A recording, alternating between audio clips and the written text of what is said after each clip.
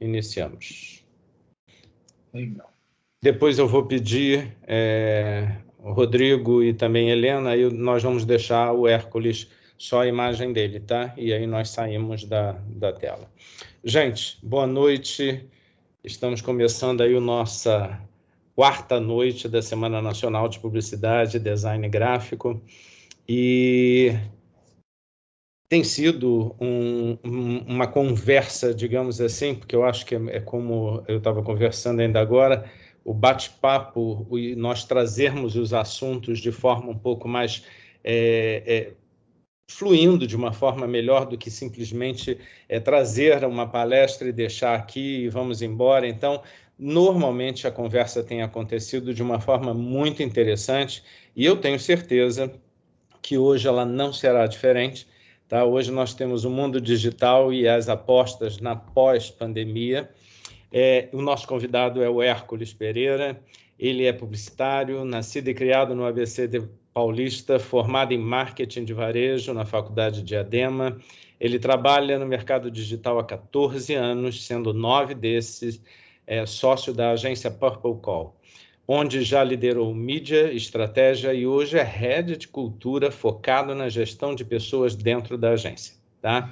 Eles têm aí é claro que ele pode falar mais, mas entre os clientes que ele já atenderam, o Boticário, Paramount Pictures, Lojas Marisa, Campari Group, Red Bull, Samsung, Gol Linhas Aéreas, essa a gente depois pode conversar mais, Smile, Ciarcor, Hotel.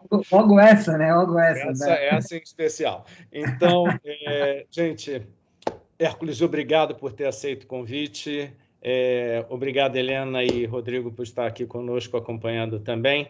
E vamos ouvir o que o Hércules traz para a gente. Obrigado. Obrigado a vocês pelo convite.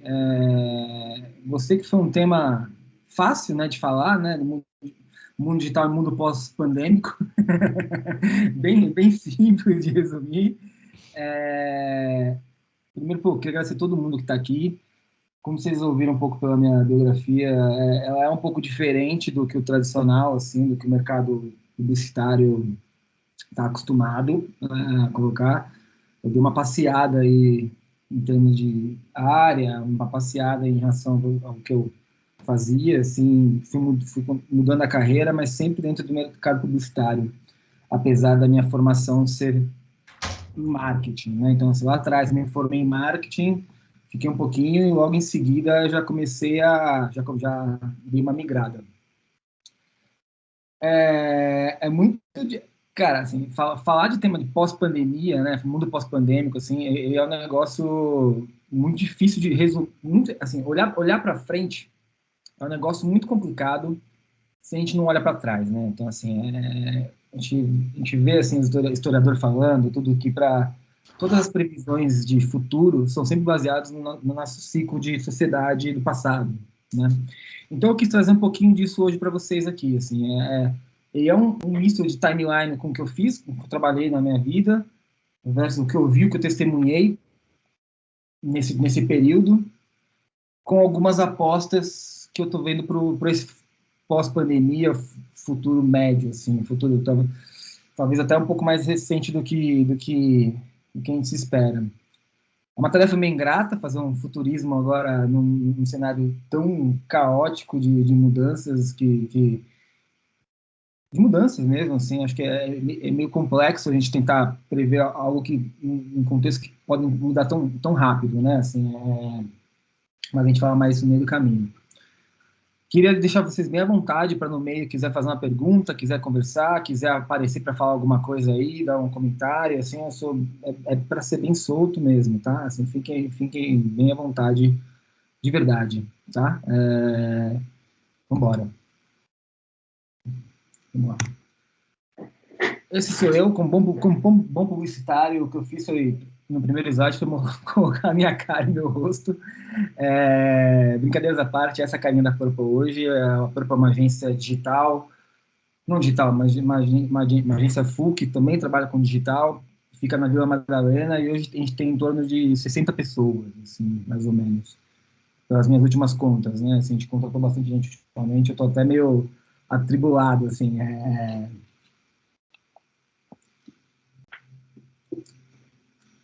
E esse é o capítulo no LinkedIn, para caso alguém queira me achar depois. Para começar, eu quis falar um pouquinho de como foi o início da carreira, né? Assim, eu acho que o começo da minha carreira foi muito baseado em mídia, né? Assim, o mercado publicitário era muito baseado sempre foi muito baseado em mídia. Acho que a gente não pode se enganar no que o mercado publicitário foi formado, por boa parte do tempo era uma coisa de mídia mesmo. No início da carreira, eu comecei a trabalhar com patrocinado, assim, e acho que um conceito que muita gente esqueceu, não se deu por, que é um conceito que martelou muito nessa época, nos anos 2006 a 2009, foi o conceito de cauda longa, assim, que é o conceito que sai do mercado de massa para o mercado de nicho, né? Assim, antes desse período, a gente tinha comunicação digital, a gente vai ver um pouquinho isso depois ainda, como uma replicação do que era o mercado offline para o mercado digital, né? Então, assim, eu tinha uma revista de automotivo no offline, vou fazer uma revista automotivo no digital e vou anunciar isso, né? Vou criar um espaço publicitário dentro desses canais. Tem um programa, tem um formato jornalístico, vou replicar esse formato no digital. Então, por muito tempo, a internet era uma replicação do que era o formato offline, né? Assim, até hoje, tem algumas coisas modelos de compra, alguma coisa assim, para quem já trabalhou, aí talvez deve conhecer o CPM, CPC aí, são modelos de compra do período da publicidade pré-internet, pré-digital, que também transpassaram isso e continuaram. Só que nos inícios dos anos 2000, o Google foi lá e lançou, assim, aí comprou uma ferramenta e lançou o patrocinado, né? Assim, que permitia, todo mundo sabe que é isso hoje, é super consolidado, mas que na época ninguém sabia, permitia pequenos anunciantes a anunciar o próprio produto, né? E cada anunciante tem um produto diferente, específico, fazendo com que eu tivesse um range gigantesco de produtos específicos para poder anunciar. Então, nesse momento, no começo dos anos 2000, que aí veio o livro do Chris Anderson para consolidar, a gente tem essa coisa de sair do mercado de massa para o mercado de nicho. E a gente começa a entender um pouquinho melhor o potencial do mercado digital, o potencial da internet para a gente, que é falar, pô, então agora eu consigo anunciar coisa super específica para um público super específico, né? Assim, é óbvio que é um negócio muito, não tem a grandeza que tem um patrocinado hoje, assim, mas é um negócio super específico. Em 2000, o Orkut chegou em 2004 no Brasil, em 2006 ainda era uma potência. Essa é uma das comunidades aí mais famosas que tinha, né, no Orkut, e que começou a trazer para a gente, assim, pelo menos tudo que eu vou falar aqui é meio no Brasil, tá? Assim, tem um padrão, uma coisa de ser estabelecido no Brasil. Mas aí começou a trazer para a gente um pouco desse senso de comunidade que a gente tinha, né? Que a gente tem, na verdade, né? Tiveram algumas ferramentas, algumas redes sociais antes que Fotolog, Fogão, para muitos, assim, que eram coisas Mirk, uma coisa de conversa, Instant Messenger, aí também tinha isso, né? A sala de bate-papo que já unia, mas o Orkut trouxe essa força da comunidade como identidade, assim. Então era aquela coisa, você entrava no Orkut, tentava conversar com alguém, deixava um scrap, meio velho essa minha conversa, mas estou me sentindo até nostálgico agora. E você tinha aquela série de comunidades que meio que formavam a sua personalidade, assim. Então eu odeio acordar cedo, eu odeio segunda, eu adoro tal banda, então assim, isso formava a minha identidade. A internet no Brasil estava começando ainda, né, a ter esse critério de formação de identidade, né?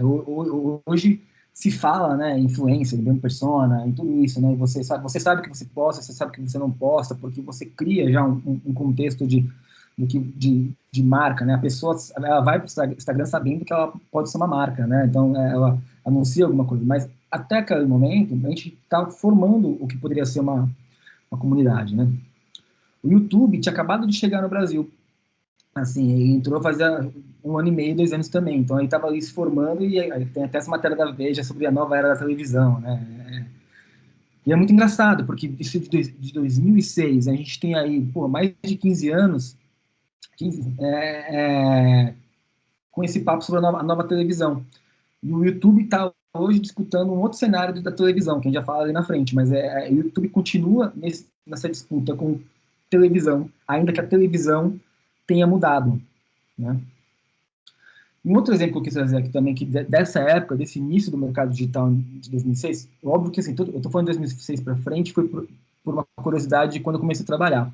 Se a gente falar da internet para trás, né, tem 10 anos ainda de internet que a gente poderia entrar aí, mas ia ficar mais extenso. E tinha acabado de surgir o termo crowdfunding, que é o financiamento coletivo, que é o Vaquinha, que são várias plataformas que criaram isso, né? Então, olha que legal, assim, a gente estava num momento que as hiperespecializações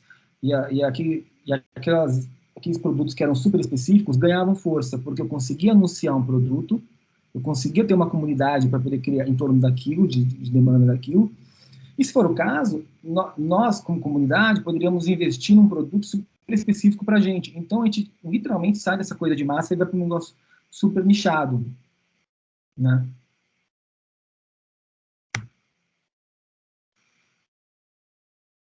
2009 foi quando eu comecei a trabalhar com algumas marcas maiores, assim, comecei a sentir um pouco o drama de trabalhar com mercados, com marcas super estruturadas, que falam, que já tentavam ter bastante presença nos canais, ter bastante presença em vários lugares, né? Nesse período, foi o período de consolidação do Twitter, por exemplo, né? Para quem não sabe, essa imagem aí é a imagem uma das imagens da Primavera Árabe. Para quem não lembra muito de Primavera Árabe foi um movimento de diversos países árabes e do norte da África, do Oriente Médio e norte da África, por mudanças no formato democrático daqueles países. Se não me engano, tinha uma satisfação com Gaddafi na época, não lembro, acho que era o Gaddafi. Então, e o Twitter começou a se consolidar nisso. Eu acho que para poder repetir um pouco o que foi o Primavera Árabe, para quem não sabe, quem não lembra, foi um pouco do que só se chama aqui de movimento de 2013, né? Assim, que é aquela coisa das manifestações de 2013. Óbvio que politicamente são aspectos totalmente diferentes, mas em termos de adesão, em termos de a força da internet, das redes sociais como uma potência política, começa nessa época. Óbvio, sempre vai ter fóruns, Reddit, para quem gosta, assim, tem várias coisas que super específicas também, mas aqui acho que é onde ele ganha a massa, assim, né? O Facebook, nesse momento, ele estava colocando o like. O like ele não está desde o começo da plataforma, né? Então, assim, o conceito do like que a gente conhece hoje, que a gente entende como um símbolo do Facebook, ele não é desde o começo, ele não nasceu com a ferramenta, né? Ele nasceu depois.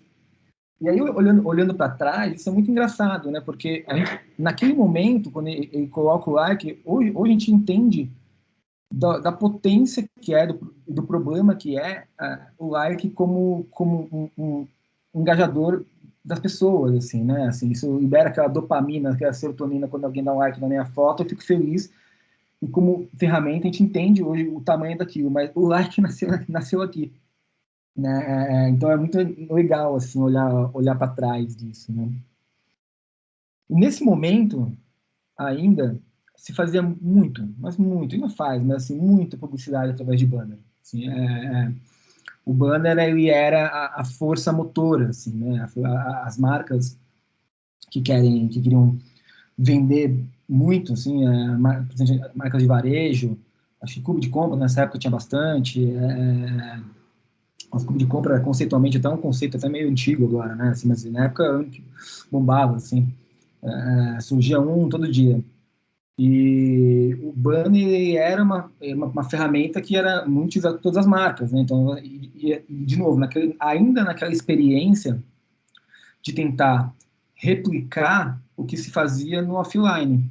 Né? Então, o offline tinha aquela, putz, eu vou anunciar na Globo, né? Assim, eu vou anunciar na revista, na Quatro Rodas, porque eu tenho um carro, porque eu tenho fazer relógio, sei lá. Então eu vou lá e anuncio minha marca. E aí eu faço isso também no digital. Então ele ainda estava começando a descolar um pouco esse comportamento, né? Assim, então a gente já tinha o que já tinha? Já tinha, claro, uma questão de identidade que a gente conseguia, né? Aquele senso de se juntar em comunidades, que a gente tinha acabado de se formar. A gente tinha as redes sociais como uma ferramenta de adesão política, de força política, força motora de crenças, e a gente tinha ali a publicidade capilarizando em cima disso, né? Assim, então, mas ainda de uma maneira muito específica.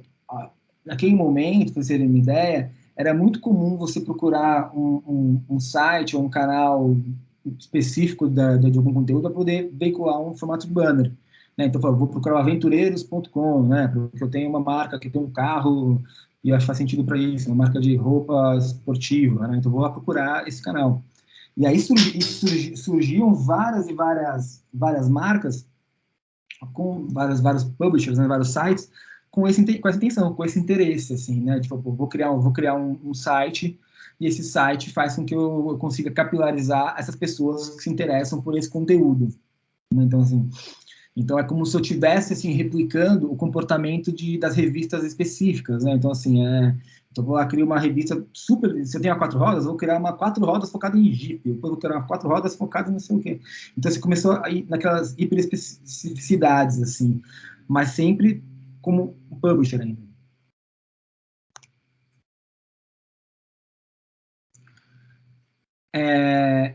Aqui a gente começa.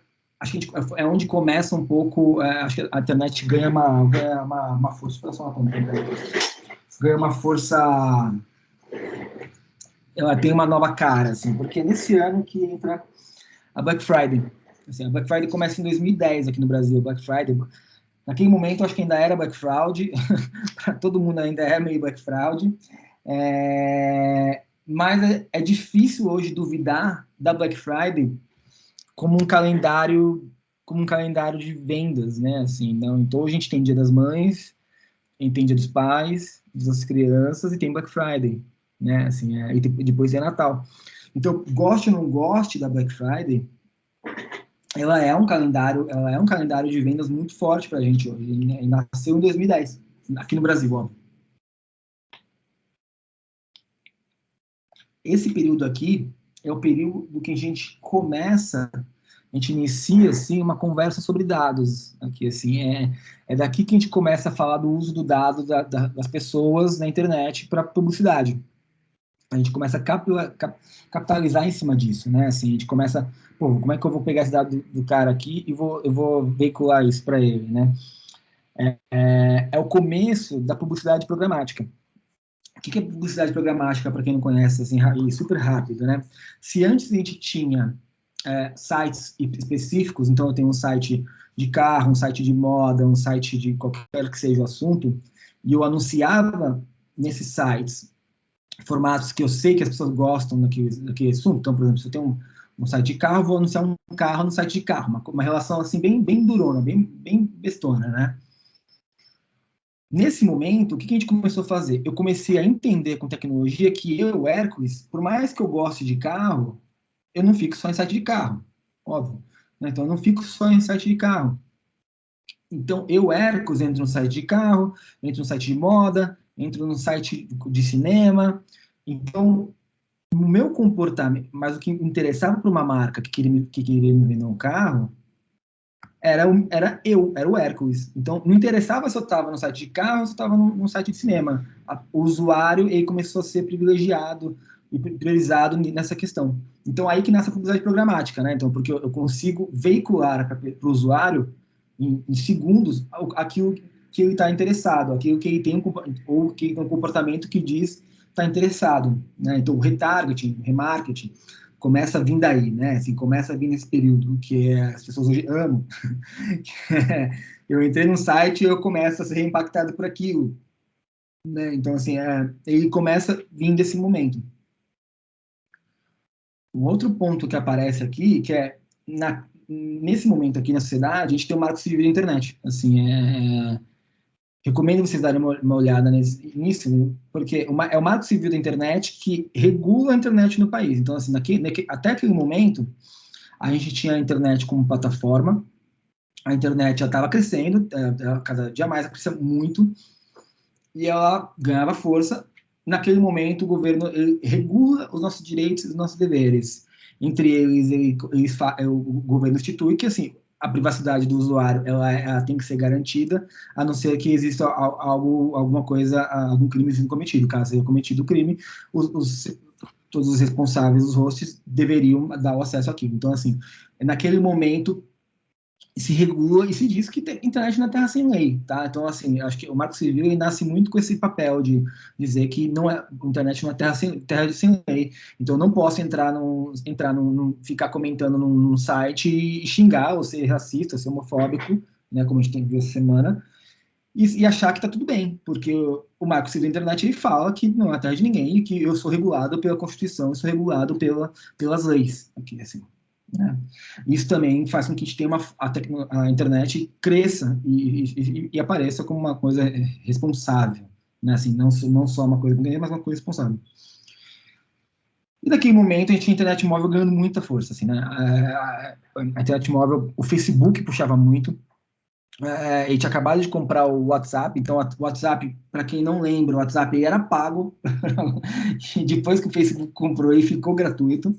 Né? Então é aquela velha história, né? Se você não está pagando, o produto é você. E aí o WhatsApp começa a ganhar força aqui também, né? E começa a ser uma ferramenta forte. O WhatsApp ele não era forte fora do Brasil, nos Estados Unidos. Quando o Facebook comprou, ele tinha plena noção que a força do WhatsApp estava no Brasil e na Índia. Né, assim, no Brasil, em países que não tinham a gratuidade de conversas por SMS, igual tinha nos Estados Unidos, né, que você pode conversar de celular para celular gratuitamente. Então, o WhatsApp ganhou essa força aqui no Brasil. Então, foi com essa intenção. Então, o WhatsApp, na época, foi um território, inclusive, teste para o Facebook fazer isso. O Facebook e o Google foram duas grandes forças, assim, de colocar a internet móvel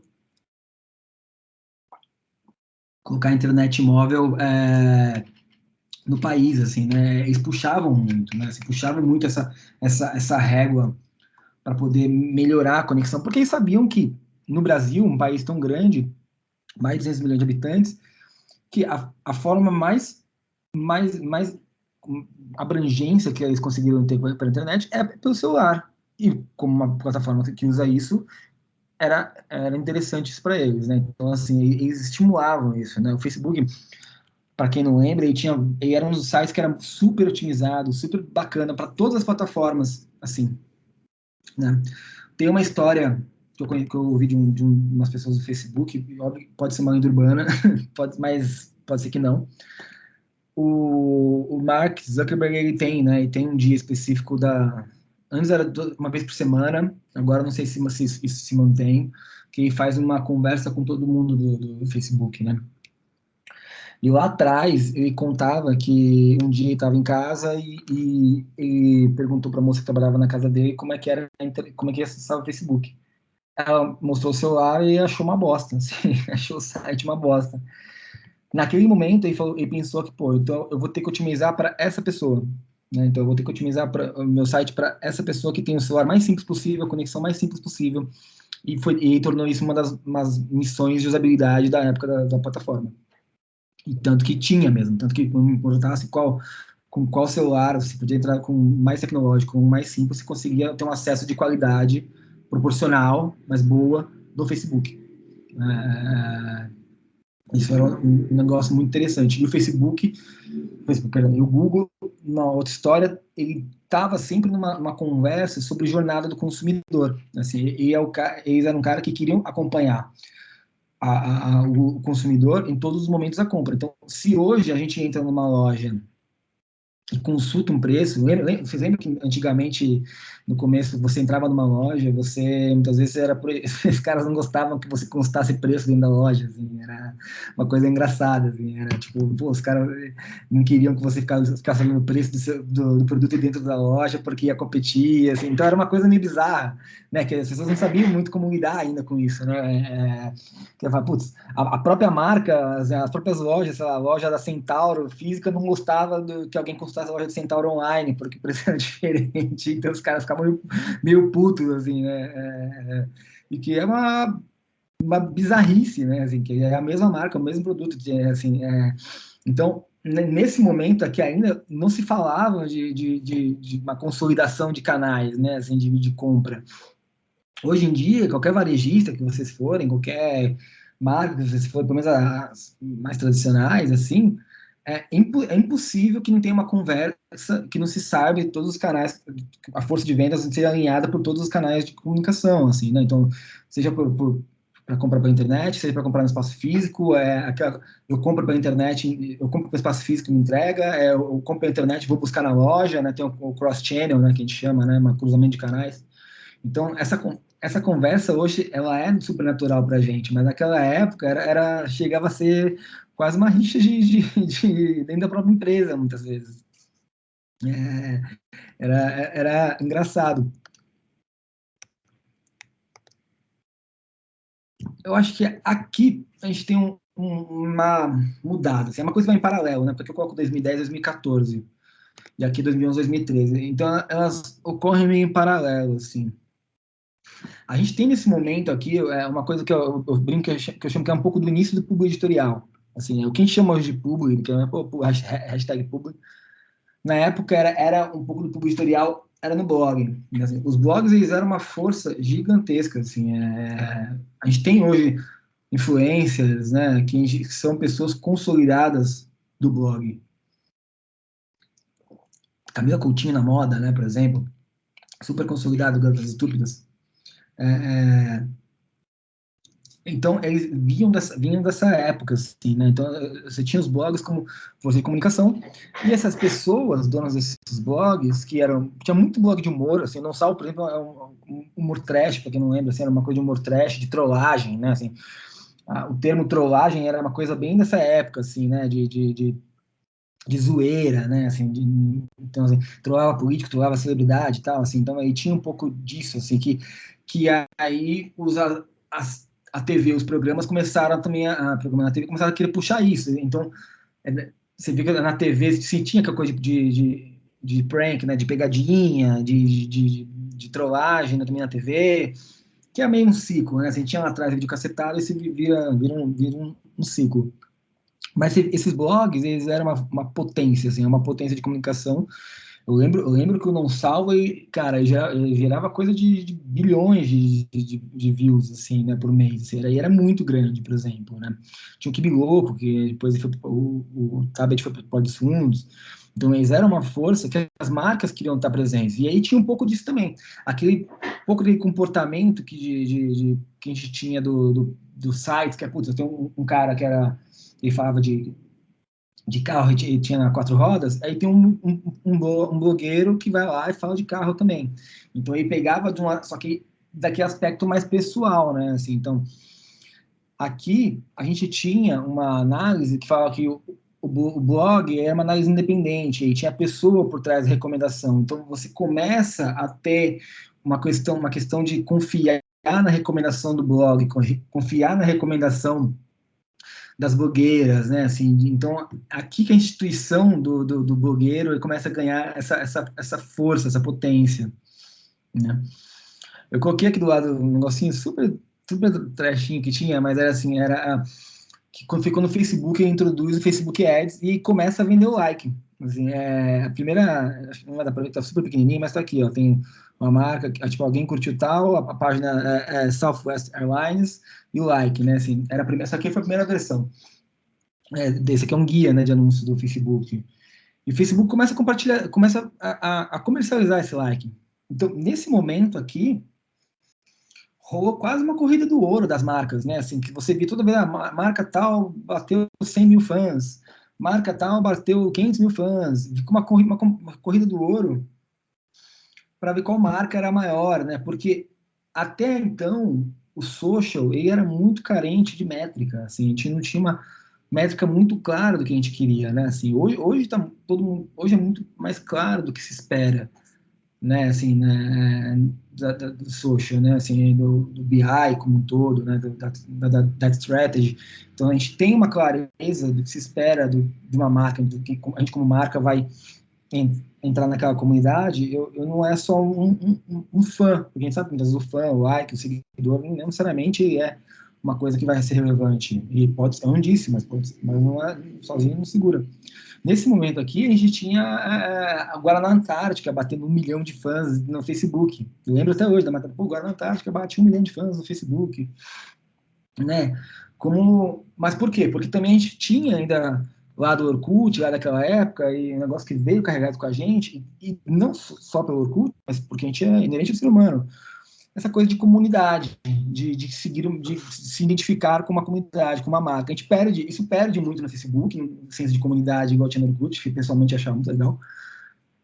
Meio de velho achar isso, mas muito legal. Mas ainda tem isso, né? A gente gosta disso, né? Assim, é inerente ao ser humano. O Felipe Neto aqui é o primeiro youtuber a atingir 1 milhão de seguidores, de inscritos, né? Então aqui o quadro dele era Não Faz Sentido, que é um super famoso, ele ficou famoso criticando o Crepúsculo, criticando a Dilma, criticando o PT, né, que era bem sketch bem tradicional dele, assim, tipo, era essa careta aqui, era aquele cara chatão que criticava tudo. Foi um momento que ele ganhou força, eu acho, e aí é aqui que começa a força do youtuber, assim, hoje o youtuber é uma entidade, né, assim, a gente fala, pô, assim, hoje eu tenho um sobrinho de 5 anos e ele quer ser youtuber, assim, né, então as pessoas querem ser jogadoras de esportes e querem ser youtubers profissionalmente. Então, aqui é uma consolidação disso, sim. E aí tem a criação do Porta dos Fundos. Eu coloco essa criação do Porta dos Fundos especialmente por um motivo, que é, eu acho que é nesse momento que se entende a potência do YouTube como criador de conteúdo também, assim, como criador, como o fundo fazer sketches que a gente fala, puta, a gente vê isso na TV, sabe, assim, porque o Felipe Neto e alguns menores, eles tinham aquela coisa, tipo, estou vendo isso como quase uma derivação do blogueiro, assim, de uma personalidade que está falando comigo e eu estou vendo um editorial. E o Porta dos Fundos, ele vem para consolidar uma questão de entretenimento, né, assim, o entretenimento no YouTube, né? Então, assim, se você quisesse, poderia ficar o dia inteiro vendo vídeos do Porta dos Fundos, assim, e os vídeos do Porta estavam indo para o mundo inteiro, para o país inteiro, assim, estavam viralizando de uma forma gigantesca.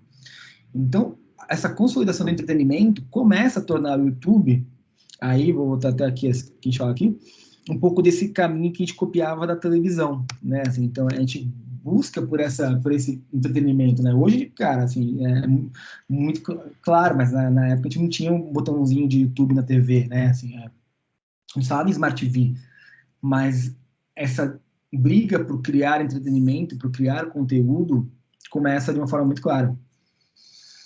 E aí tem uma outra questão, que até vi o Antônio Tabet falando esses dias, assim, porque como nasceu o Porta dos Fundos, né? Assim, ele estava falando num podcast que na época ele trabalhava para a Globo, e a Globo na época tinha 2 perfis de audiência. E eu achei muito curioso isso, porque é muito legal, assim. A Globo, ela produzia conteúdo para 2 perfis, para a pessoa que mora no Acre e para a mãe do Romário. Eu acho muito boa a definição. Porque era, na época, para quem era o Zorro Total, eram os programas de entretenimento que a TV tinha, né? A Globo tinha essa obrigação de dar essa abrangência de falar, cara, assim, então tinha que ser um humor mais de sketches, um humor físico, né? Assim, e o Porta vem com um humor que ele pega e primeiro ele tá sacaneando uma empresa, tá sacaneando a TIM aqui, a gente sabe disso, e começa a tirar isso da vida real. E logo na sequência, a gente tem o caso do Spoleto, que acho que foi um caso super famoso, assim, que os caras foram, sacanearam o Spoleto, ficou gigantesco, assim, porque todo mundo... Cara, até hoje eu esqueço do Spoleto, que o Fábio Porchat tacava assim, o macarrão no cliente. Isso ficou gigantesco. Só que, aí depois ele também conta essa história, muito legal, vocês procurem assim, uma entrevista do Tano Tapet e fala sobre isso, assim.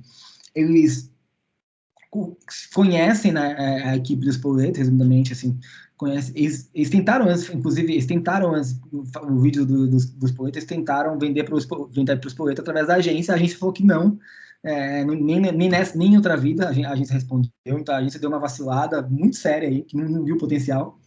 Depois que eles publicaram, o Spoleto foi atrás deles, e deram risada e tal, assim, e eles falaram, pô, o que a gente quer fazer? A gente quer patrocinar isso.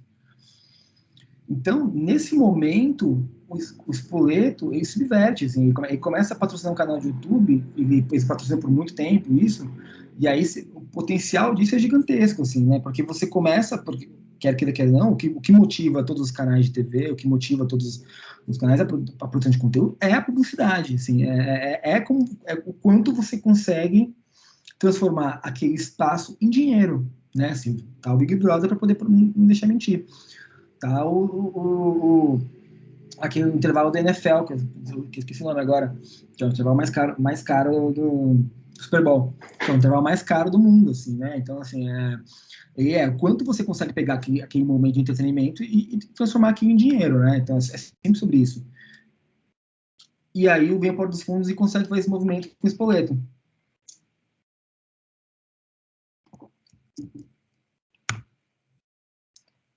O que até então estava se formando com alguns poucos canais, logo em seguida a gente começa a ter a era do influencer, assim, é o momento dos algoritmos e dos influencers, assim, né, então a gente, tipo, tem o Snapchat, nasceu ali, veio o Instagram, né, também, mas até então a gente não tinha uma conversa sobre como o algoritmo influenciava a nossa forma de consumir conteúdo, né? Assim, a gente não tinha uma conversa de falar assim, pô, putz, eu estou vivendo na bolha, vivendo não sei o quê. Não, assim, a gente a gente entrava e buscava aquilo que a gente queria, às vezes demorava, mas buscava. Hoje, a gente consegue viver, se a gente quiser, sempre ouvindo as mesmas pessoas que concordam com a gente, ouvindo as mesmas músicas, né? Então, assim, eu tenho o Spotify tem um Descobertas da Semana. Cara, Descobertas da Semana é igual comer uma lasanha, assim, no domingo, né? Assim, já conheço o sabor, é muito gostoso, é quentinho, é confortável. Mas, se eu quiser ouvir uma banda diferente, não é essa ferramenta que vai me deixar, vou ter que procurar. Porque o algoritmo faz isso, ele cria uma bolha de satisfação pessoal para você. E aí você começa a achar que o que tem aqui em volta é verdade, né? Então, o que as pessoas esquecem de lembrar é que a gente também é responsável por controlar o algoritmo, o que o algoritmo mostra pra gente, né? Então, se eu só dou like em post de influencer de moda de corpo padrão, eu vou achar que aquilo é o corpo padrão que eu estou na sociedade. Porque o algoritmo começa a fazer isso, né? O algoritmo me empurra meus likes, entende aquilo como uma verdade, né? Então, o like lá atrás que o Facebook tinha colocado, vira uma adesão àquilo, conteúdo, como eu concordo com aquilo. E aí, se eu curto imagens de pessoas só caras fortes ou meninas perfeitas, eu vou achar que aquilo é a imagem da sociedade que eu construí, né?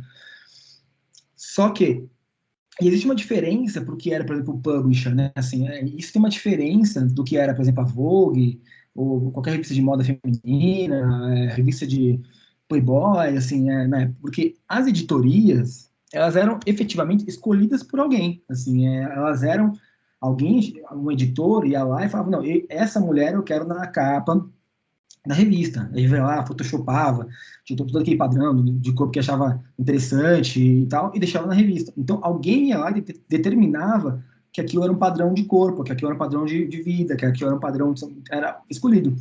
Quando a gente entra na era do algoritmo, a gente começa a fazer isso com nós mesmos, né? Assim, a gente começa a definir, a gente começa a criar, a gente cria uma redoma que a gente acha que esse é o padrão de vida. Então, se naquela época a gente tinha os editores, e invariavelmente eram homens brancos cisgênero que estavam escolhendo o tipo de padrão de corpo, o tipo de vida que é ideal, o tom de pele da pessoa. Então, aqui somos nós que começamos a fazer isso. Só que o que a gente não sabe é que a gente começa a ficar triste por isso, a gente começa a ficar deprimido por isso, né? Então, naquele momento, aí em 2017, saiu um estudo bem sério do London College, um estudo britânico, que começa a avaliar o impacto na autoestima das pessoas, começa a avaliar o impacto das redes sociais na saúde mental das pessoas, né? Assim, não se falava de saúde mental, tanto quanto se fala hoje, lembrando disso também, né? Saúde mental é um termo popularizado super recentemente, né? Fora do ciclo acadêmico de estudo, né? Então, e aí ele entende que o Instagram, naquela época, em 2017, era a pior rede social para a saúde mental. A gente está em 2021, né? Então, 2021, ó, tô até confuso. Já era a pior rede social para a saúde mental dos jovens, né? Então, assim, é um estudo muito legal que compara todas as redes sociais. E aí os jovens falam exatamente isso. Eles falam, cara, assim, eu acho que é muito estranho você estar na rede social que tudo da outra pessoa é melhor que o meu. Então, o depoimento é exatamente isso, assim, que foi muito marcante, assim, tudo é melhor que o meu. Aí você vai ver, a vida da pessoa é melhor que a minha, o carro dele é melhor que o meu, a namorada dele é mais bonita que o meu. E é meio louco isso, né? Que você fala, cara, assim, tipo, como é problemático esse pensamento, né? Então, aqui nasce esse um pouquinho disso. Em 2018, vem um estouro da Cambridge Analytica, que foi quando o Facebook, para quem não lembra o que foi a Cambridge Analytica, foi uma empresa terceira que o Facebook, que usou os dados abertos do Facebook para poder auxiliar em campanhas eleitorais diversas no mundo, assim, auxiliou no Brexit, auxiliou na campanha do Trump, auxiliou na campanha na Rússia, auxiliou no Brasil, inclusive.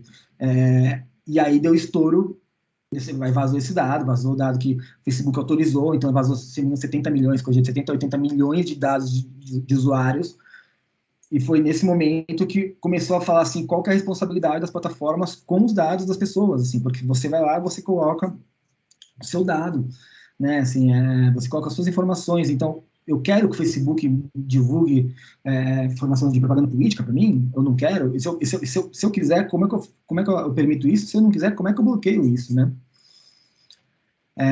Naquele momento começa eu fico brincando com o que tem o celularzinho com o ouvido aqui para lembrar, ficar brincando que é tipo aquela sensação, a gente começa com aquela sensação de falar, puta, o Facebook tá me ouvindo, o Instagram tá me ouvindo, né? Então aquela coisa, o Instagram tá ouvindo minha conversa, o celular tá ouvindo minha conversa. Então, tem a coisa do Black Mirror, né, também, a gente começa a brincar de aquela coisa, a neurose de tapar a câmera, né, de saber se está sendo vigiado, então a gente começa uma conversa muito forte sobre privacidade aqui. É dessa época também que o Edward Snowden aparece falando sobre a Agência Nacional de Segurança Americana, falando que eles investigavam e vigiavam através da internet as pessoas, né, aquele documentário super famoso. Muito bom, inclusive, esse documentário, para quem não assistiu, ele é muito, muito bom. Depois virou filme. Então, a nossa conversa sobre privacidade, tipo, o que é privacidade na internet, como a gente gerencia essa privacidade, começa aqui, né? Assim, começa muito forte aqui, não é que começa, né? Esse debate já existia, mas muito forte, né? E aí nasce, por exemplo, a Lei Geral de Proteção de Dados, que foi implementada recentemente, está sendo implementada recentemente, que, caso vocês não saibam, é por conta dela que agora todos os sites perguntam assim, estamos com cookies aqui nessa plataforma, você deseja gerenciar, você quer habilitar, você autoriza os cookies da nossa plataforma para te entregar a publicidade. Então, a publicidade começa a ter critérios muito mais fortes das plataformas que precisam cuidar dos nossos dados, né? Cuidar dos dados. De novo, quando você compra uma revista, você só compra uma revista, né? Você assiste uma TV, você só assistiu uma TV naquela época, né? Hoje em dia também não, mas assim, então o seu consumo era muito passivo, né? Assim, era um consumo passivo de informação e entretenimento. Você não cedia nada. Você cedia seu tempo, né? Assim, com a internet, você começa a ceder seus dados, você começa a ceder a informação da sua vida para que isso seja utilizado para publicidade, para que isso seja utilizado para rentabilizar essas plataformas. E é aquilo, se uma plataforma é gratuita, o produto é você, assim, né? E assim, e tudo bem também, assim, você pode estar de acordo. Eu, por exemplo, eu fico brincando aqui, porque eu adoro os cookies do meu Chrome, assim, que eu não preciso preencher nada, assim, eu tenho que ter uma senha segura, mas é bom que é tudo salvo, assim, então eu tenho tranquilidade, né? E aí, acho que eu queria trazer, bom, vai dar bem no tempo da hora. Eu queria trazer, acho que, bom, isso foi 2018, em fato de privacidade, e aí eu queria trazer 3 pontos que eu acho que ficaram, que a gente está falando muito sobre agora, e que vão ficar no pós-pandemia, assim, que veio com a pandemia e vai ficar no pós-pandemia. Acho que teria muito, muito mais, assim, né, muito mais sobre o que falar em comunicação, mas acho que a gente pode até debater no final, tá? Mas acho que são 3 pontos que podem ser importantes. O primeiro eu chamei de guerra do conteúdo, assim, né, vocês lembram quando chegou a Netflix aqui, assim, né, e como é que foi o debate em relação a Netflix versus... Eu lembro que era um debate, assim, bizarro até, bizarro óbvio, você olhando para trás, né, mas assim, que as operadoras de internet estavam brigando, assim, com a Netflix por conta do consumo de banda, porque até então a estrutura não tinha capacidade que a Netflix demandava, né? Assim, né? E agora, recentemente, aconteceu isso na Coreia do Sul, por conta do Squid Game, do Round Six, né? Que diz que a Coreia do Sul está processando a Netflix por conta do uso de banda de internet que a Netflix demandou. Então, era uma conversa que rolou isso lá atrás com a gente também, né? E aí, lembra, e essa conversa passou por várias instâncias, passou também por instância de tributar, de cobrar, das operadoras cobrarem em relação a isso, e aí tinha a Netflix. E hoje a gente tem isso aqui, né? Mais ou menos isso aqui. Então, isso aqui é um gráfico americano, mas a gente tinha a Netflix lá atrás, a Netflix, Hulu e Prime Video lá atrás, e aqui é um padrão americano, mas tem vários desses aqui no Brasil, também tem Netflix, Prime Video, HBO Max, Paramount Plus, no Brasil tem Netflix, Prime Video, Paramount Plus, HBO Max, Disney Plus, Apple TV Plus, o Star está aqui, está no Brasil também, tem alguns chegando desses, então, ou seja, a gente tem uma série de streamings diferentes para poder construir o nosso conteúdo. O que é um ponto importante? Então, assim, o conteúdo, ele é uma força, né? Então, existe uma batalha por esse conteúdo, uma batalha. Pô, de quem que é a série mais legal? De quem que é o filme mais legal? Assim, eu vou ver esse filme no cinema ou vou ver esse filme em casa? Eu vou pagar para ver no cinema? Eu vou pagar a pipoca, mas não sei o quê, vou sair de casa, no conforto da minha casa, eu vou ver um filme em casa, né? Mas, ao mesmo tempo, que filme que eu vou ver? A Netflix mostra os filmes, ela mostra os filmes que ela acha que eu vou gostar, né? Porque ela tem um algoritmo aí trabalhando. Quantos empresas de streaming, quantos streamings o meu bolso comporta pagar? Né? Assim, quantos eu consigo? E eu pago por eles versus eu pago por TV a cabo ou eu cancelei TV a cabo e não vai ter mais TV a cabo? Então, assim, todas essas perguntas, essas conversas, assim, são muito interessantes. Né? Eu, pessoalmente, eu gosto de streaming, tenho vários aqui, eu vejo muito filme, vejo muita série, para desespero da minha namorada, e aí a gente está sempre testando, assim, né? E é muito doido, assim, como você consegue, no fim você acaba gastando tanto dinheiro quanto você gastaria tendo uma TV a cabo, tendo uma plataforma assim. E como o Prime Video continua, parece, com o mesmo layout desde 2007, pelo amor de Deus, assim, o cara foi pra Lua e não melhorou o UX do site. Se eu tenho muitas plataformas, se eu tenho um monte de lugar que eu não sei onde começo, a curadoria ganha uma força gigantesca, né? Então, assim, eu tenho aqui, por exemplo, o Just Watch, que eu coloquei aqui do lado esquerdo, é um aplicativo do celular que ele me ajuda a saber o que eu tenho em cada plataforma, ou, por exemplo, onde eu vou procurar um filme, né? Então, assim, pô, onde tem o Jogos Vorazes? Qual streaming tem? Que eu já não sei mais, assim, tem tantos que eu não quero ficar entrando em cada um. Então, eu procuro aqui, ó, Jogos Vorazes. Ah, tem na Apple, vou assistir na Apple. Tem aqui o Filmelier, né, que é um negócio de curadoria de filmes também, que também ele faz um pouquinho do que trabalhava as revistas lá atrás, assim, mas com a pegada de editoria, né? Então, assim, para pensar e refletir, né? Tem uns filmes aqui que tem essa pegada. Eu tenho YouTube, tô fazendo curadoria. Eu estou num caminho de filme, de entretenimento, mas poderia ser outra coisa, né? Assim, poderia ser música, poderia ser... Então, a coisa de curadoria, ela ganha uma força, né? Porque curadoria é um negócio que a tecnologia por si só faz, mas não só. Você faz de uma maneira automatizada, assim, né? Mas a curadoria, ela pode ter outras características. Aqui, por exemplo, eu tenho Descobertas da Semana do Spotify, que ele é uma curadoria automatizada, baseada no algoritmo, baseada nas coisas que eu gosto. Se eu quiser, por exemplo, uma músicas específicas de um outro estilo, eu preciso de uma curadoria diferente. Uma curadoria não diferente. Então, a curadoria, ele é um negócio que tem força, né? Assim, tem muita força. E aqui eu tenho os criadores de todos os tamanhos, né? Lá atrás eu tinha o blogueiro, tinha os influencers nascendo no YouTube ali, criando novas formas de conteúdo para poder competir com os canais tradicionais.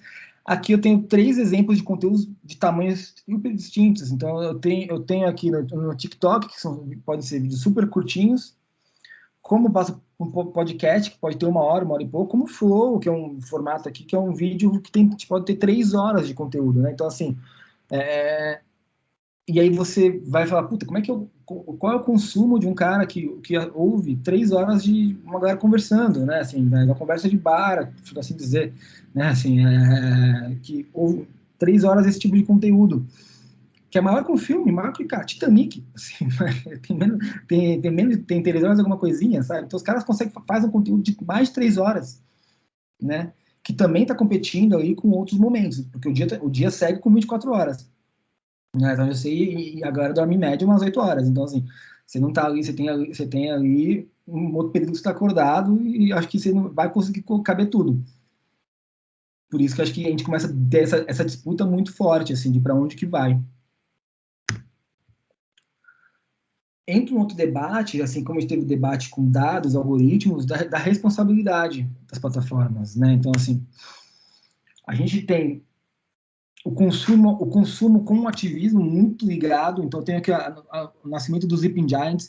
Quem atende marca, quem atende agência, ou quem está por trás de alguma marca, que sabe qual foi o impacto dos Sleeping Giants no Brasil, que é um negócio que pega o ativismo e fala assim, cara, essa marca está patrocinando um cara que tem uma mensagem ruim. Então, para lembrar aqui, tem o Siqueira Júnior, ele fez um comentário super bizarro, super homofóbico no programa dele, e aí foi desmonetizado, assim, né? Então, o Sleeping Giants puxou isso, né? Então, você começa a colocar... Essa semana a gente teve o Maurício no vôlei, né? Que foi homofóbico na rede social, e aí foi mandado embora do Minas, e antes disso já tinha sido cobrado pelos patrocinadores. Então, você começa a colocar a responsabilidade muito forte nas marcas, assim, né?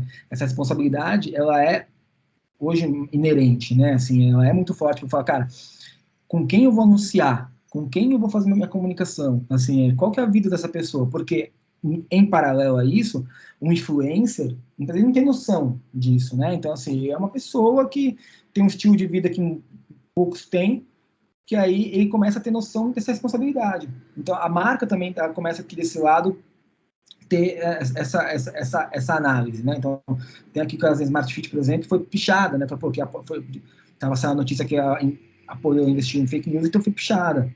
Então, aqui, quando teve aquele caso horrível no Carrefour, um dos, né, casos horríveis do Carrefour, então, assim, as marcas entram agora, tem que ficar muito mais espertas com isso.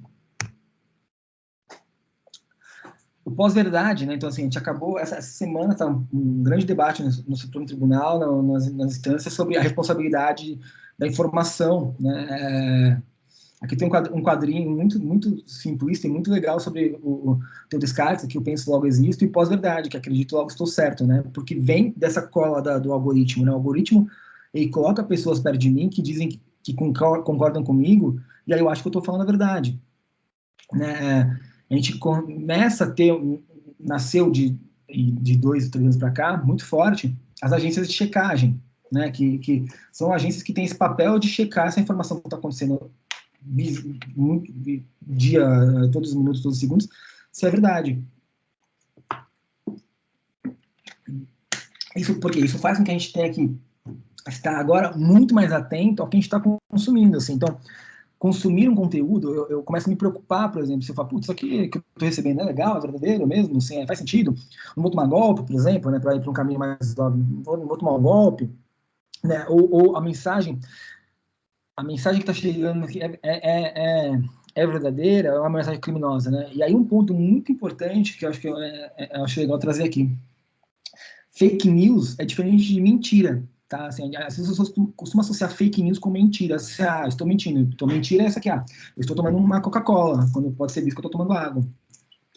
Isso não é fake news, isso é uma mentira. Qual que é a diferença? Já alguém entrando aí? Não? Qual que é a diferença de fake news para mentira? Porque a fake news ela é produzida. Assim, tem uma equipe, alguém produziu isso, alguém tem um objetivo com a fake news. Aquela fake news ela tem um objetivo de desvirtuar uma conversa. Tá? Isso é fake news. É diferente de mentira. Mentir, ela tá liberado, gente. Você pode mentir, você vai ficar com a mentira depois, assim, tá?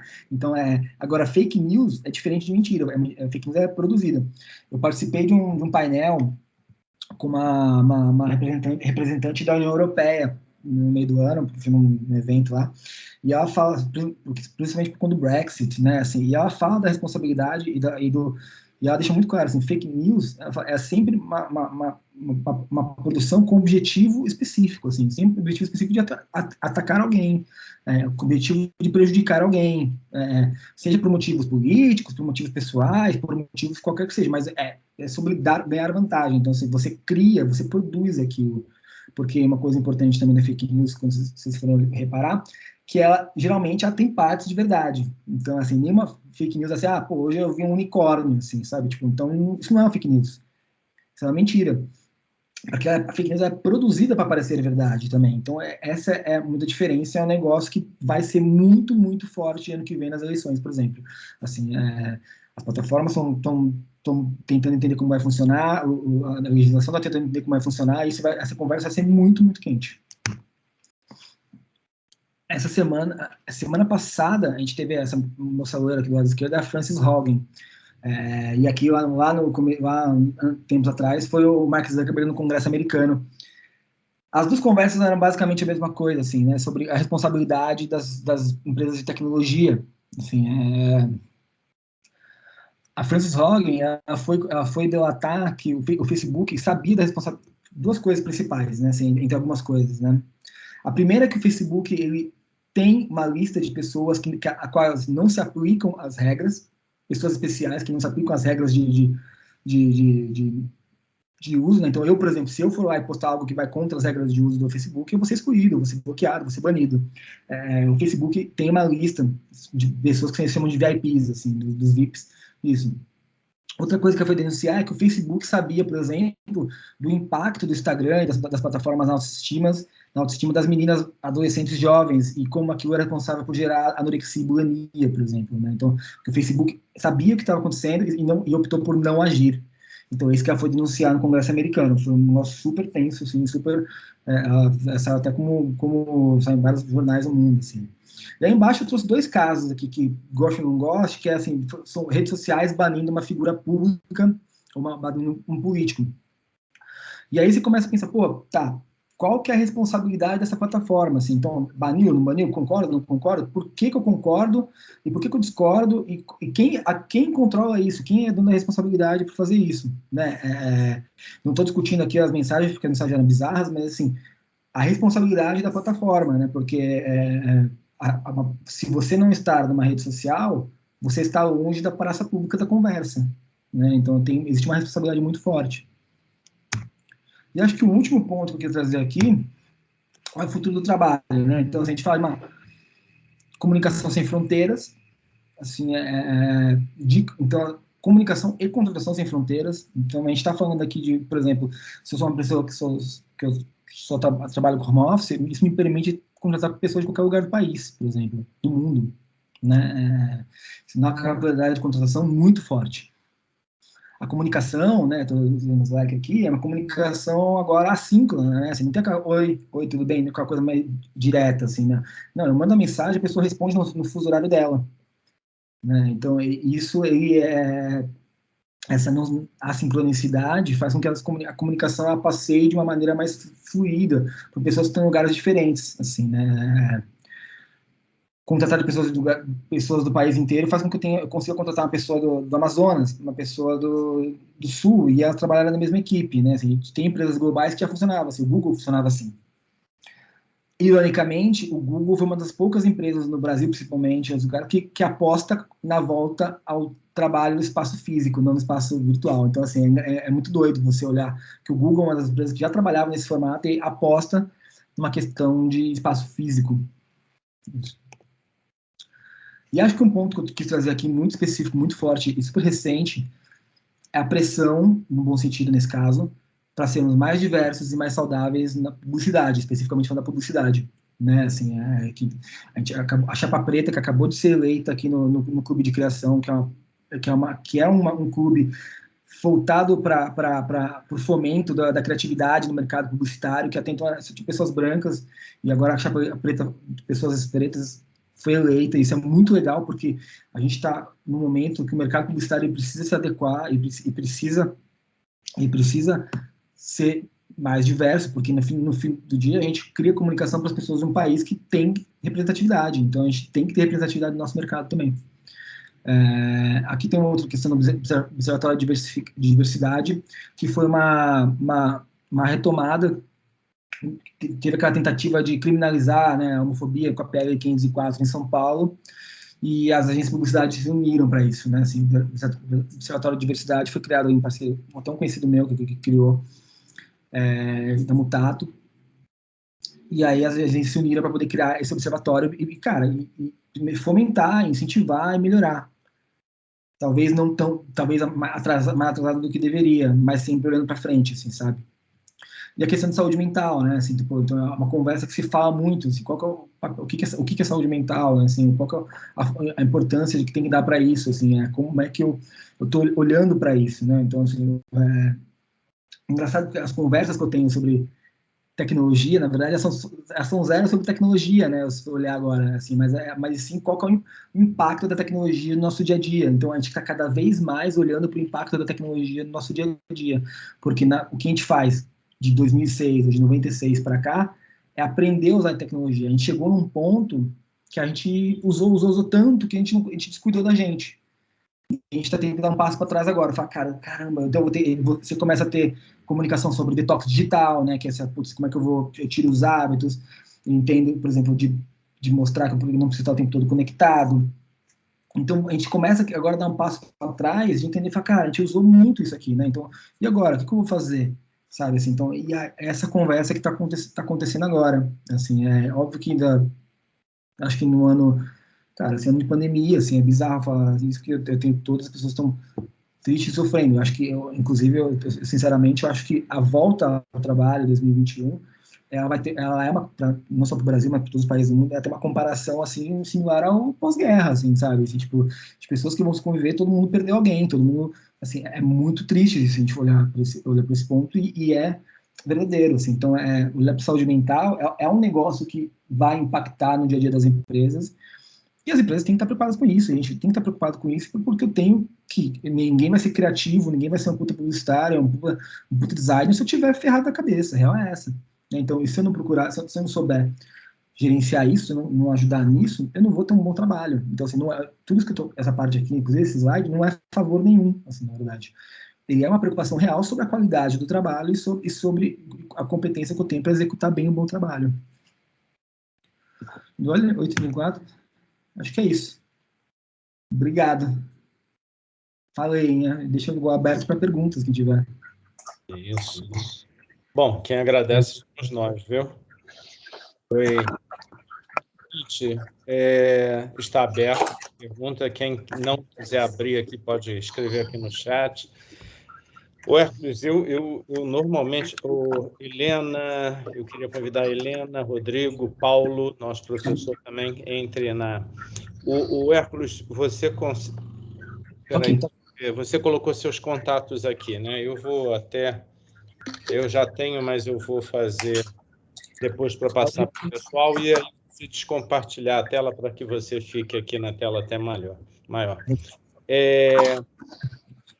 Nós estamos até, claro, hoje nós temos o hábito, você falou uma coisa muito interessante sobre tecnologia, e uma das coisas mais assim é que nós conseguimos nos comunicar, né? Mesmo frente a uma palestra. Eu estava conversando também aqui com um professor, o Rodrigo até me lembrou que ele está fazendo... Você acabou de lançar, né, Rodrigo? Até, Que é uma relação entre mídia e a saúde mental. até queria aproveitar, Luiz, se eu posso abrir a roda de conversas aqui e incentivar Sim. os alunos também, viu, prezados alunos e alunas, aproveitem e perguntem, porque essa interlocução é sempre muito boa. Hércules, primeiro eu queria te dar os parabéns pela palestra. Segundo, legal. Obrigado. Parabéns pelas análises, sensacional. Segundo, eu vou me autoconvidar a mim mesmo para tomar um café na sua agência, porque eu moro muito próximo da sua agência, eu conheço esse prédio. Já está convidado. Cara. Eu moro em São Paulo. E eu queria te fazer, Hércules, duas perguntas rápidas. Que nem eu estava falando com o Luiz, né? A gente acabou de lançar um livro, e ele é acesso de graça, né? É só baixar, depois eu até vou te mandar o link, que nós convidamos profissionais e pesquisadores da comunicação e da saúde, psiquiatras, psicólogos, para discutir essa relação tão tênue entre mídia e saúde mental. E ali, né, você mostrou, eu acompanhei esse caso do Facebook, que sabia que o Facebook, é claro, né, não vamos generalizar, mas em determinadas ocasiões, ele pode contribuir para o aumento significativo dos transtornos alimentares, como anorexia nervosa e bulimia. Então, depois eu vou te passar o link. Então, a minha pergunta, Hércules, vai nesse sentido. Como eu estudei muito, e você mostra ali, né, a questão do corpo perfeito feminino, você diz o seguinte, né, você faz a seguinte análise. Hoje nós podemos escolher, né, e de certa forma, escolhemos a mesma coisa. Eu te pergunto, será que no caso específico, Hércules, do formato do corpo feminino, que circula na mídia, você está percebendo uma mudança? Essa é a primeira pergunta que eu faço. Segundo, será que essa repetição não é porque antes a publicidade colocava um corpo ali alterado e, de repente, eu tenho acesso ao filtro que faz aquilo? Se eu vi aquilo e aquilo era belo, e durante anos aquele discurso era único e onipresente, de certa forma não estaríamos repetindo isso. E a última pergunta, pegando o caso da Gabriela Pugliese, ou seja, pois é, quando ela fala aquela frase, né? Eu não vou repetir aqui, no meio da pandemia, e as marcas vão lá e encerram o contrato com ela. Como você analisa essa questão? São seres humanos, né? Os influencers são seres humanos, erram, cometem erros e podem atrelar esses erros à reputação das marcas. Como você analisa isso? Desculpa a quantidade de perguntas, mas é que a sua palestra é tão bacana que suscitou aqui uma série de reflexões. Parabéns mais uma vez. Imagina. Vamos para a primeira, né? É complexo, assim, porque eu estou curtindo porque eu sou influenciado a gostar daquilo porque eu acho bonito ou não, né? Assim, eu falo que é bonito ou algo eu estou curtindo, assim. Ele existe uma relação até quase filosófica, assim, né? De falar, puta, assim, o que eu acho bonito, né? E lembrando que beleza, né, ele é um conceito, né? Beleza não é definido, beleza não é tem até uns vídeos que agora, BuzzFeed, se não me engano, que mostram o que é considerado bonito em cada região do mundo, né? E aqui no Brasil, na cidade de São Paulo, que é gigantesca, por exemplo, a beleza ela é um recorte, e é um recorte muitas vezes social, um recorte de padrão, um recorte interseccional, né? Do que é considerado bonito. Eu acho que vai exigir algumas forças, na verdade. Exige, sim, das pessoas continuarem exercitando o que deve ser a beleza, o que deve ser o padrão para elas próprias. Então, assim, a mulher gorda, puta, se orgulhar de ser gorda, se a mulher gorda não se orgulha, também está ali num processo, e tudo bem, assim, cada um tá no seu processo. Eu fico à vontade com o meu corpo, eu com barba, sem barba. Então, assim, é um exercício, e acaba sendo, sim, um exercício no sentido de esforço, assim, um exercício de executar isso. Lembrar que o algoritmo, isso é muito claro, assim, se façam um teste, assim, tá se sentindo meio deprimido no Instagram, começa a curtir coisas que te deixam feliz, assim, tipo, tira o dia e curte, assim, coisas aleatórias que te fazem feliz e para de seguir coisas que você vê que te desmotiva. Você vai entender o algoritmo ele mexendo na hora, assim, você vai ver, cara, você vai ver que o algoritmo começa a te empurrar coisas diferentes. Então, saber que por trás daquilo que você consome tem uma tecnologia que não sabe se é bom ou ruim. Quer dizer, não sabe se é bom ou ruim. Mas ela sabe no que você engaja. Então, você, conscientemente, tem que saber no que você está engajando. Tem que saber. É óbvio que, assim, eu estou num universo muito, né, racional, né? Eu não vou saber o que eu estou aqui, né? Mas, conscientemente, e assim, de novo eu trago o exercício, né? O que eu quero ver. Eu acho que tudo isso se retroalimenta, tá? Assim, se retroalimenta, vai retroalimentar uma marca, por exemplo, uma marca como a Skol, por exemplo, que vai fazer um negócio super legal, super bacana, e não vai trazer só pessoas brancas, assim, sabe? Não vai trazer só pessoas cisgênero, só pessoas hétero. Então, assim, isso vai retroalimentando, porque, e aí, de novo, o que é legal, o que é bonito, ele muda. E muda, assim, né? Assim, se a gente pegar o que é... Cara, assim, vou dar um exemplo muito prático, assim, pega meio estranho até o que eu vou falar, assim, mas pega uma Playboy de época X, época Y e época Z, assim, pega três épocas diferentes, o que é considerado bonito, assim, né? E você pode questionar os três, inclusive, ou gostar dos três, né? Ou de nenhum, assim, não é assim, você pode questionar isso. Então, é muito complexo, ainda mais quando você entra numa coisa que é tão, assim, subjetiva quanto beleza. É muito difícil. Não sei se eu respondi a pergunta. Sim, sim. Não sei. Com certeza. E a outra pergunta, qual que era? No caso da Gabriela Pugliese, o que você acha de atrelar quando as empresas patrocinam esses influencers e esses problemas ocorrem e isso acaba respingando? Nós vimos agora o jogador de vôlei recentemente. Como que você analisa o futuro dessa relação, né? Desse influencer com as marcas? Eu acho que primeiro vai ter um exercício anterior das marcas, de saber assim, quem que eu sou como marca. Porque marca também tem valor, marca também tem crença. Assim, marca acredita em alguma coisa, né? Assim, marca entende o que é bom para ela. A marca, vou dar um exemplo muito assim clássico, né? Eu atendi marca de bebida há muito tempo, né? E bebida não tem nada tangível, né? Assim, fora essa whisky 12 anos, né? Whisky 9 anos, beleza. Você tem um negócio ali tangível, né? Mas fora isso, bebida, né? Vamos lá, cerveja. Assim, cerveja só não tem benefício, né? Assim, você tem, é tudo bem parecido, a quantidade alcoólica, né? Você vai ter as especiais, mas você vai para Brahma, Skol, toda essa galera. O que você tem é uma representação de crenças e valores daquela marca, e por consequência você se identifica com aquilo. Eu, como marca, eu preciso ter muito claro quais são essas crenças, quais são esses valores. Porque eu preciso, se eu vou investir numa pessoa que é influência, que porque eu estou tangibilizando minha marca naquela pessoa, né? Eu estou dizendo assim, a Gabriela Pugliese, ela representa a minha marca. Se fosse uma pessoa, seria a Gabriela Pugliese. Eu estou dizendo isso, né? Então, eu vou ter que entender, eu vou saber que ela pode cometer falhas. E aí eu vou ter que entender se eu, como marca, compro essa falha ou não compro essa falha, e quais são essas falhas, né?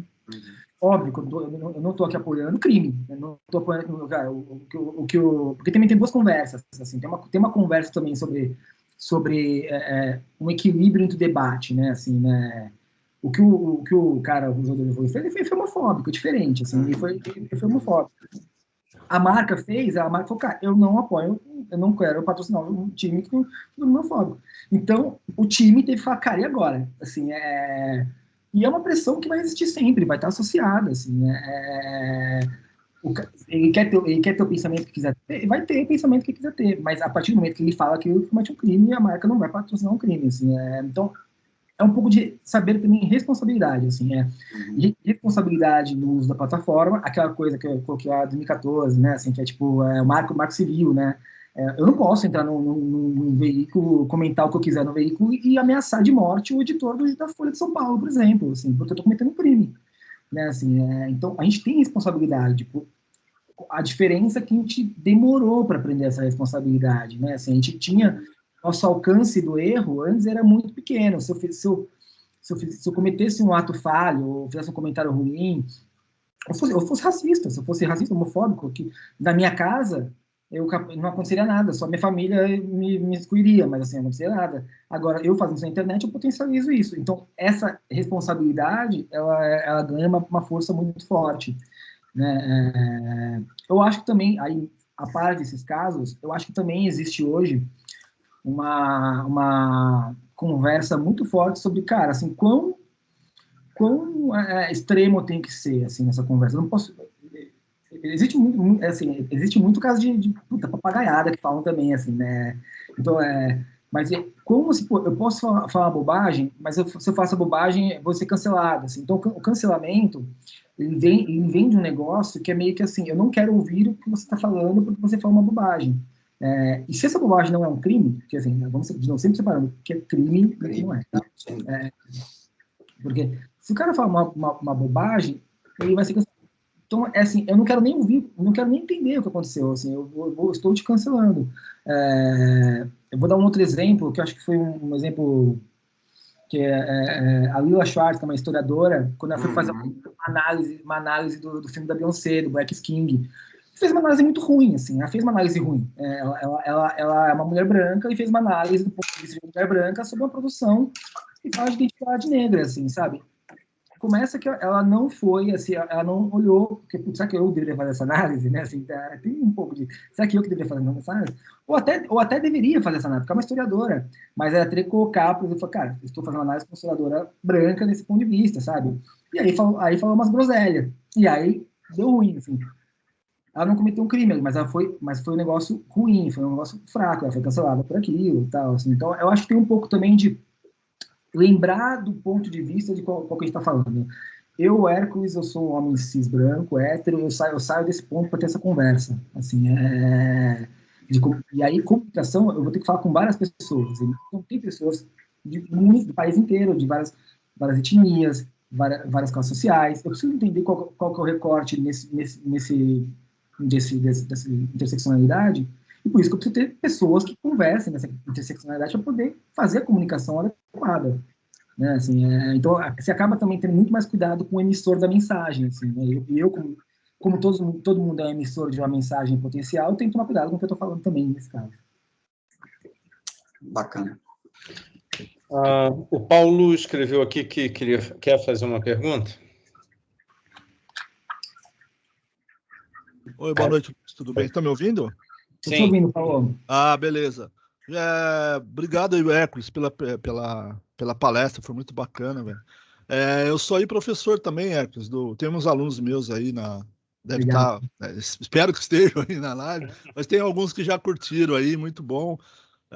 Eu atualmente eu tenho uma disciplina de história do design, o Hércules. Uhum. Para eles é bem interessante, né? Porque tudo que a gente está falando agora, esse período tudo, vai virar história, né? Daqui uns 10, 15 anos vão estar nos livros, vamos dizer assim, né? E a gente vai abordar, né? E a gente sempre começa com falando sobre isso, né? Sobre a publicidade, como a publicidade emergiu, né? No período da indústria e tal. Mas, o Hércules, é uma pergunta meio capciosa, como falam, né? Vou fazer para você agora o seguinte.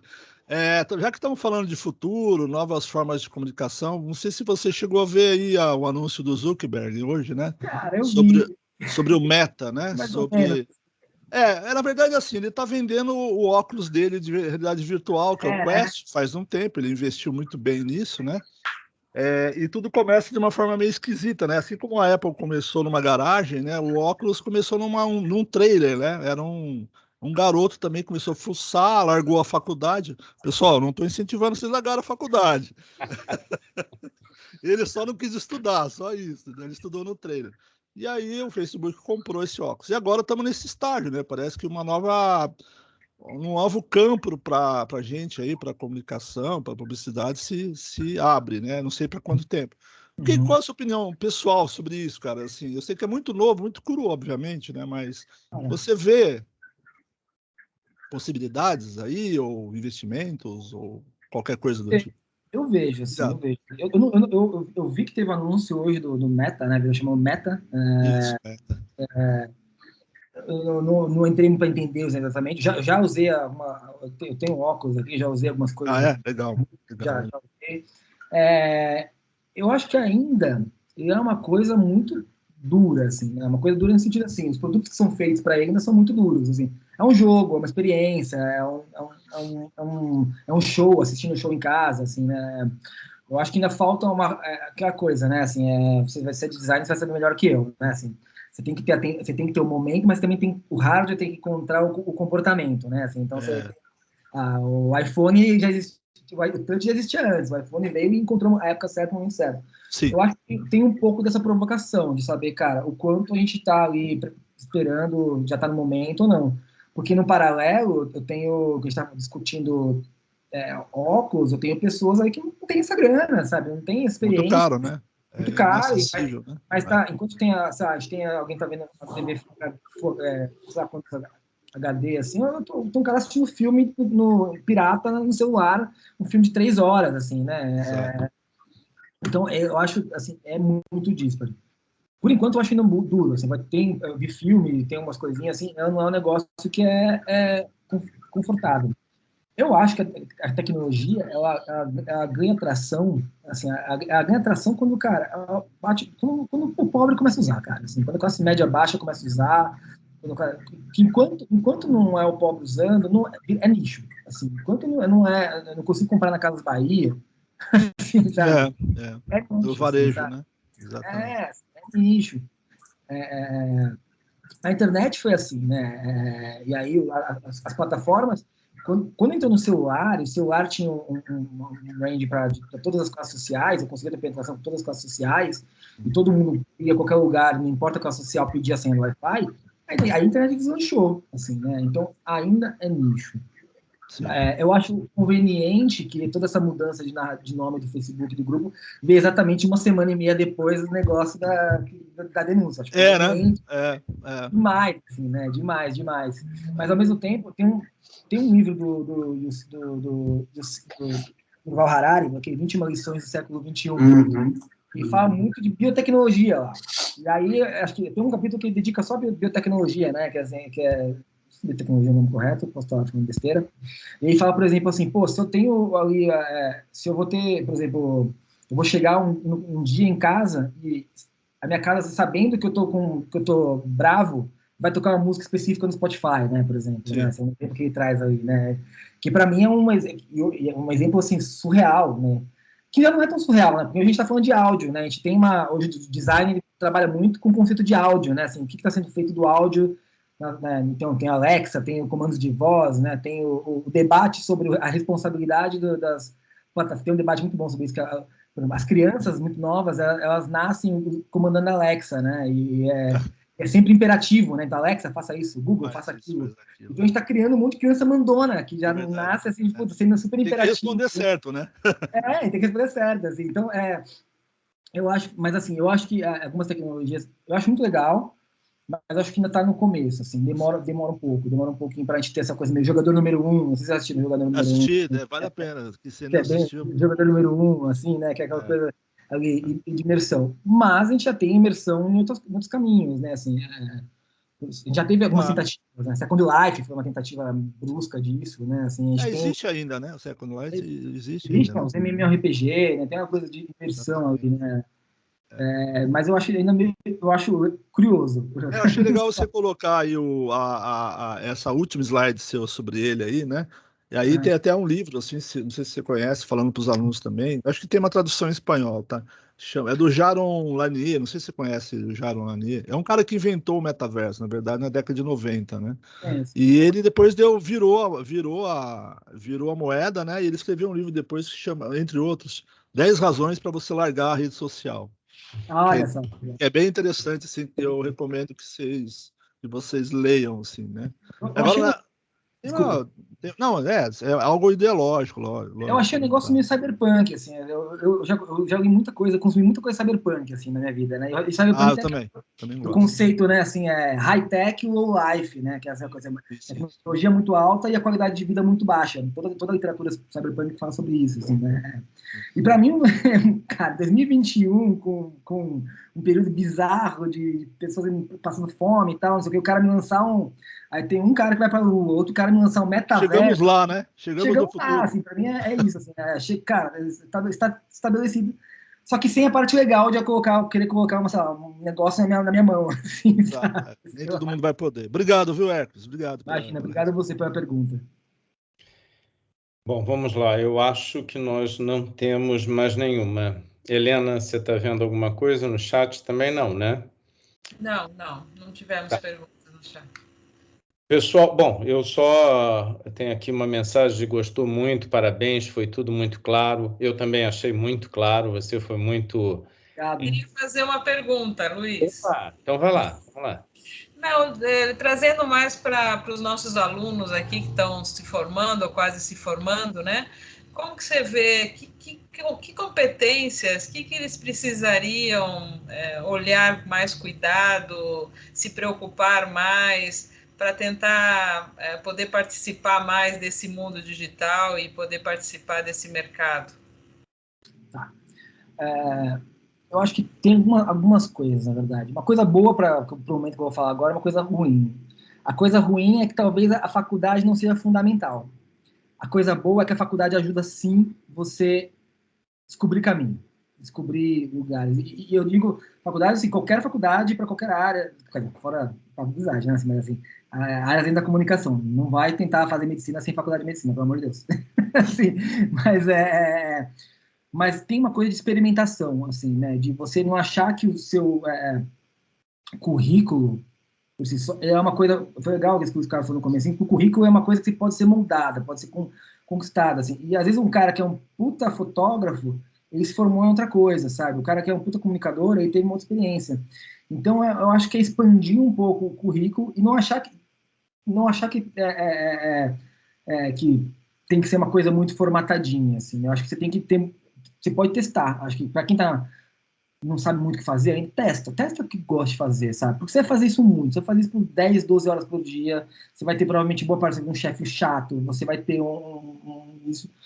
Então vai ser assim, você vai ter que gostar mesmo disso. Não gostar no sentido coaching, né? Ah, ame o que você faz, nunca mais vai ter que trabalhar. Não, cara, isso não existe, é trabalho. Trabalho é chato, trabalho para poder pagar boleto, e tem que ser, acho que uma coisa que eu acho que essa geração vem agora, eu acho muito importante, é ser pragmático, assim. Pragmático você vai chegar, pragmático com o que te faz feliz no trabalho, em realização profissional, pragmático com o tempo que você tem para usar. A gente está no debate aqui agora falando sobre plataforma, não sei o quê, Netflix, quantas redes sociais. Cara, tudo isso consome tempo. Assim, você vai gastar seu tempo com o quê? Sabe? Porque além de tudo isso, além do seu trabalho, tem a sua família, tem o seu prazer, tem esse tipo de coisa que isso retroalimenta você, né? Você não acha que você também achar que, puta, vou só trabalhar assim, não vou ver nada, vai te fazer bem, não vai, cara. Você vai ser um cara só bitolado no trabalho, ninguém vai gostar de conversar com você, assim, né? Então você tem que ter também um negócio, puta, aproveitar que a gente tem acesso hoje, ou está criando acesso hoje, está melhorando o acesso, por assim dizer, a um sem fim de coisas, assim, de referências, né? Assim, eu vejo, cara, pessoas talentosíssimas, aparecem lá na agência produtoras, por exemplo, produtoras que vão filmar a campanha, cara, são moleques meninas metade da minha idade, assim, sabe? Talentosíssimos, assim, você fala, cara, é um trabalho lindo, mas porque não gosta no sentido de, puta, quer fazer aquilo bem feito, quer fazer aquilo legal, sabe, assim. Então tem muito espaço, assim, eu acho que acho que tentar ser o mais eficiente possível no horário correto de trabalho. Não achar que você vai ser, puta, eu tenho aprendido muito isso, assim, porque eficiência, assim, eficiência no sentido, não uma eficiência igual uma máquina, tá, assim, porque ninguém é uma máquina, mas não achar que, puta, o legal é trabalhar das 9 à meia-noite, a não ser que você tenha 2 trabalhos, a não ser que você precise fazer isso, não de uma forma vangloriando isso, mas assim, é saber que você, cara, não importa o trabalho que você for fazer, você tem que ser o mais eficiente possível, porque aquilo está te tomando tempo. E o seu tempo é muito, muito precioso, assim, sabe? Vai invista em coisas que te potencializem a melhorar o custo do seu tempo. Você vai fazer um curso? Cara, esse curso, se eu fizer esse curso, eu vou conseguir cobrar mais caro pelo meu tempo. Tem um designer que com certeza trabalha com freela, faz um monte de coisa. Tem esse debate todo dia de quanto cobrar freela. Aposto que a boa parte fica nessa quanto que cobra o freela e tal. Cara, freela, ele é um custo do meu tempo. Assim, e o custo do tempo, ele não tem ele é um custo virtual. Assim. Você vai dizer quanto custo você tem para você. Né? Só que você tem que ter essa noção assim, do que é importante para você. E invistam em lugares para trabalhar que valorizem isso, que valorizem a sua identidade como algo importante, assim, como que você está lá porque você é importante para aquele trabalho, que você está lá porque você faz um trabalho relevante, que te cobra um trabalho importante. Não adianta você também achar que você vai num lugar que os caras não te cobram nada e é da hora, porque isso não é da hora, assim, você não está melhorando. Então, o seu tempo é único, o seu valor como pessoa é único, então a empresa tem que cobrar por isso e vai ter que te fazer melhorar por isso. Então, tem que ser... Acho que ter relações mais pragmáticas em relação a isso. E, cara, assim, e faça campanhas legais, e faça conteúdos legais, faça coisas que você queira ver também, né? Porque eu acho importante também. Fazer só coisa, por exemplo, no business é chato, assim, faz coisas que você gostaria de ver, assim, sabe? Isso é importante. Legal, que ótimo. Eu respondi, Helena? Na verdade, eu concordo muito com o que você disse, mas não acho que seja só uma questão chata. A faculdade, na verdade, ela é um suporte, né? Então, ela te dá essa questão do espaço para discussão e trazer realmente a conceituação, mas não adianta, o mercado está aí e a tua experiência é que vai realmente te levar a algum lugar. Agora, O mais importante é você ter a consciência de que a faculdade está ali para isso. E você depende, de você que depende, melhor até assim, entender esse conceito e buscar a experiência em cima dele. Hoje eu vejo em alguns locais, assim, alunos que estão desesperados para estar achando uma oportunidade para se inserir dentro do mercado. Então, é uma associação, como a própria APP, que lançou novos talentos. O que significa? Vou lá e faço. Eu vou perder, mas eu vou participar. Então, isso gera realmente esse fator de buscar o que você não vê em muitos dos alunos, e não é o nosso caso, mas hoje, dentro das universidades, tem uma discussão muito grande, uma certa passividade, enquanto outros buscam desesperadamente esse espaço. Então, é bacana, que valeu. Só para te pegar esse exemplo que você falou rapidinho, só para não me estender muito, a gente tem um projeto que a gente, como agência apoia, chama Perifa Lions. Isso. Perifa Lions. Ele é uma iniciativa para inserir pessoas que não saíram da faculdade de eixo aqui em São Paulo, né? Então, tem faculdades mais conhecidas e tem faculdades periféricas, então é para inserir essas pessoas no mercado.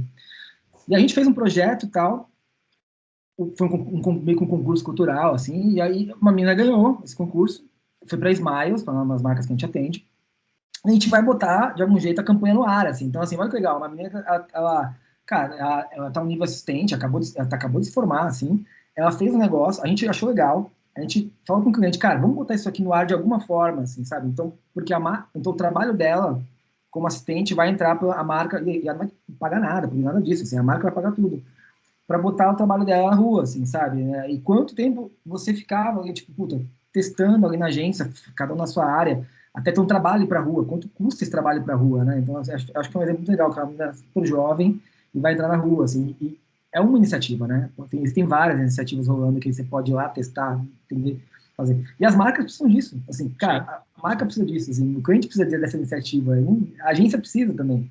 Não, e essa discussão, até por isso que eu quis, até falei com a Helena, assim, vamos trazer o Hércules. Eu ouvi muito da discussão no Festap, e nós temos hoje exatamente esse grupo que eu disse para você, eles correm e querem uma oportunidade, enquanto aqueles que têm a possibilidade estão, às vezes, deixando passar ou escapar entre os dedos. Então, o mercado está olhando isso, né? E eu brinco assim, eu já passei até de uma certa fase, mas pela idade, etc. Mas eu estou inserido dentro do mercado, eu atuo dentro do mercado, e nós estamos vendo muitas pessoas talentosíssimas, mas que realmente buscam oportunidade. Isso é sensacional.